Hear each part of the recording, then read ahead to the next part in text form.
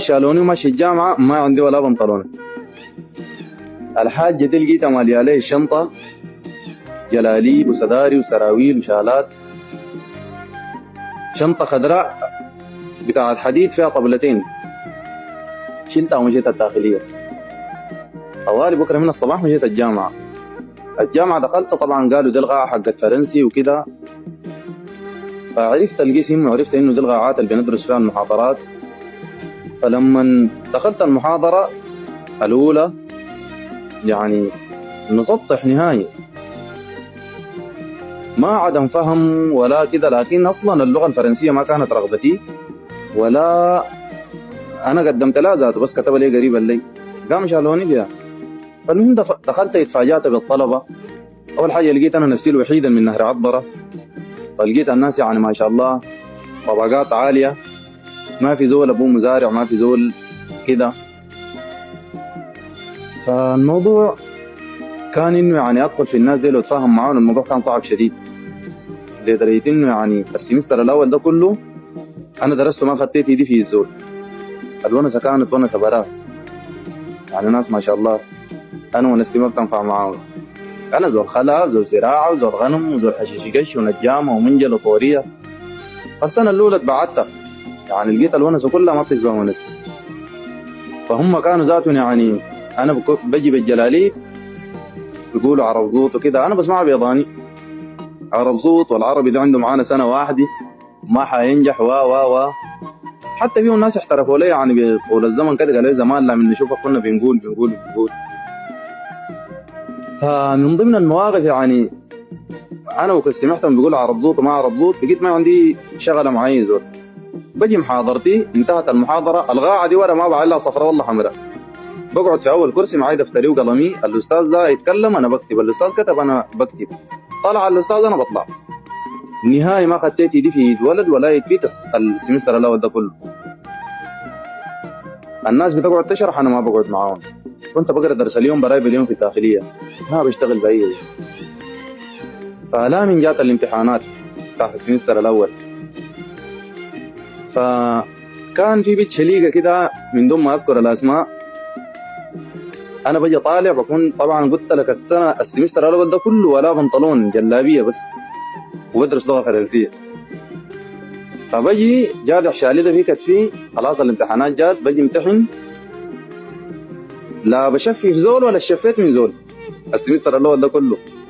بجي بقعد قدام الحمد لله يعني سؤال كده عشان افك لي راسي انا ما بلقاه. انا كنت بقرا كثير، قادي برنامج يعني ما عندي زول بعرفه عشان اصاحبه ولا فافيش خلقي في القرايه دي. فبجي امتحن الامتحان وبطلع الحمد لله الشغل بيكون فل، لكن ما بعرف زول ذاته عشان يسالني يقول لي الامتحان جاك كيف. فبجي طالع في بنت من دفعتنا كانت شليقه، انا بجي مارك بتقول لي يا عرب زوط هل الامتحان كيف؟ بقول لها يا اخ والله بس نص كده الحمد لله غايب، انجح والله ما انجح، لانه اللغه الفرنسيه دي ما شبهي والله ولا بعرف لا ذاتي كويس. بمشي بجي الامتحان الثاني برضه بكره او بعد بكره ثاني، بس طلعتي من القاعه كده بتتلقاني يا عرب زوط الامتحان كيف؟ بقول لها والله اجيب لي 50 والله ما اجيبها. ايوه تمام. كل امتحان بقت ترجعني في الباب البتي يا عرب زوط يعني كايسه شماته الامتحان كيف؟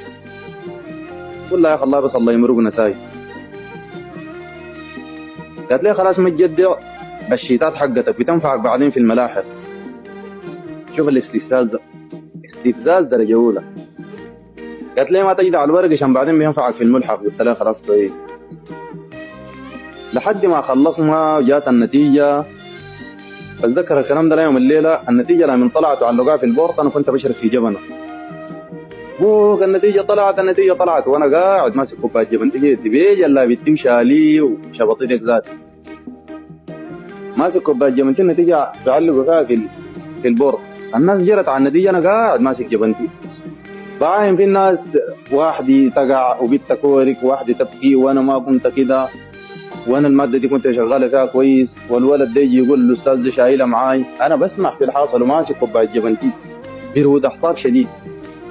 لحد ما الناس دي شطت شويه كده من البورط، مشيت عينت للنتيجه، عينت النتيجه حقتي كلها ما شاء الله ايه يعني عرفت نفسي ناجح وعرفت نفسي انه انا برفع الدفعه. لكن طبعا زي ما قلت لكم ولا زول ما بيعرفني عشان يجي يبارك لي، بالله قاعد براي هنا كده. بعد مسافه كده كانت تجيني لك البيت الشليقه ديك ذاتها، يا عرب زوطه النتيجه كيف؟ قلت لها والله الناس دي نجحوني يا. قالت لي انت اسمك الحقيقي منه؟ بالله شهرين وحاجه ولا 3 شهور بتقول لي عرب زوطه الليله ده تعرف اسمي عشان تشوف النتيجه. قلت لها اسمي محمد عز الدين محمد ابو حليم. البورت ما بعد مني، كان مشت البورت عينت للاسم لقت الزول ده بروح اخوانا ده هو تمام. قلت لي اسمك الحقيقي منه؟ قلت لها محمد عز الدين محمد ابو حليمه. يا عرب زوط انت البروف؟ قلت لها اين البروف؟ عملتها كيف وانت بتقول لي انه ان شاء الله ينجحوني وما ينجحوني؟ قلت لها والله الحمد لله انا ترى اني نجحت، انت نتيجتك كيف؟ قلت لي والله انا شايل علي مادتين يا اخي. قلت لما تكوني جدحت الشيتات يا اخي الفيديو اليوم ذاك بكت فيك، انت ليه قلبك اسود كده وانت ليه حاقد كده؟ قلت لها يا اخي انا اقول لك انا برسب طيب، تقول لي ما تجدع الشيتات على الا قال لي تعال اشرح معانا والله تعال اقرا معانا. فدي كان من ضمن المواقف في الجامعه.